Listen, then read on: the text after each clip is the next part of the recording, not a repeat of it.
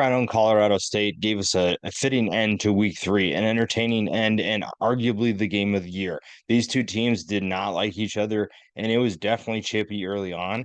And it ended in one of the greater games of the season so far. Game of the year, Colorado and Colorado State did not disappoint. And for two teams that want to combine four games last year, this was a perfect way to finish week three. And when you look at so many things happened in this game, the first thing we'll talk about is the Travis Hunter injury. Now, the argument and the debate right now will be whether or not it was a cheap shot. And for those on the Colorado side, they'll definitely say it's a cheap shot. And I tend to agree with that side. A very late hit on Travis Hunter on a route that really the ball was out of play. The game play was over and he gets smacked. And then we find out after halftime that he goes to the hospital. That was unfortunate, and it's going to be talked about for a while now. But overall, I think that it didn't affect the game enough where you can make the argument that it was something that changed Colorado's fortune. Now, it definitely affected them, but it was still something that ended up not really affecting them too much because they win the game. It was a chippy first quarter, and we kind of expected that with the comments made by both coaches coming into the game, it being a rivalry game. Colorado State had 8 penalties in the first quarter, and penalties came back to haunt them. We'll talk about that later. Colorado had four. These two teams do not like each other. They went back and forth with some personal foul penalties, lots of trash talk, definitely some cheap shots on both sides. But still, it was the energy that I think we needed. We've seen a lot of exciting games, but this one felt different. This one felt that it had another energy to it, another level of trash talk, another level of passion. And the fact that College Game Day was there, Big Noon Kickoff was there, so many celebrities were there as well. It made it so much better. And like I said, game of the year. All the elements that you'd want in an entertaining game were there. You had a rivalry game. You had the two big noon kickoff college game day. You had the trash talking before the game. You had trash talking in pregame warmups. You had trash talking during the game. You had back and forth battles between two quarterbacks that were super entertaining. You had quality play. You had big play after big play. And then you had overtime. This is literally everything you want in a big game and an entertaining game, and did not disappoint. Both quarterbacks were really good. Shedeur kept doing what he did, but Braden Fowler Nicolosi was probably the surprise of this game.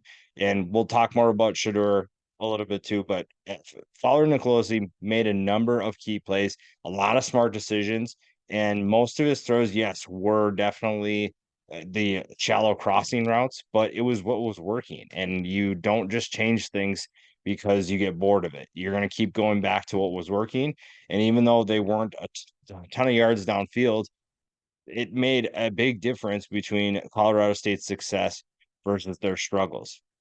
Now, we did mention the penalties. The penalties really is what killed them. That's really what did them in. And at the end of the game, Mohamed Kamara's two penalties were just brutal. They were tough ones to take because I think if you don't get that targeting call, if you don't hit Shedeur, then maybe you're looking at a different outcome. We don't know for sure, but feel like that's just the story of the game for Colorado State. In the end, they just made one too many mistakes and one too many penalties that cost them the game. And that's really unfortunate because they were playing really well and they bounced back from. I think the biggest thing was Braden Fowler Nicolosi bounced back from a pick six. This is also after he nearly threw another pick six the play before. He got called back or excuse me, an interception. And then he throws a pick six, bounces back, and then that drive was really impressive. It was a drive in which he threw it an absolute gem of a ball, and then Torrey Horton follows it up with a wide receiver pass for a touchdown to Dallin Holker. And honestly, this team did not back down. And that was the best part about this game. You knew that they were the underdog. You knew that everyone expected them to lose, but it didn't affect their game. They continued to compete, they continued to fight, and they went all the way down to the wire before ultimately falling. 367 yards, three touchdowns, two interceptions. Obviously not great, but it was a good game overall for Fowler Nicolosi, a good game for him. And you have a lot to build on for Colorado State going forward, and you're going to need that. Both teams playing conferences that appear to be really entertaining and really deep. So that is definitely something that will help is having good quarterback play. Shedeur was kind of quiet early on, just kind of doing his thing. He did throw an interception, and I think a lot of people had concerns about that, but honestly, it was one of those you just kind of waited for him to get going. And I think we're going to give Shedeur a lot of love.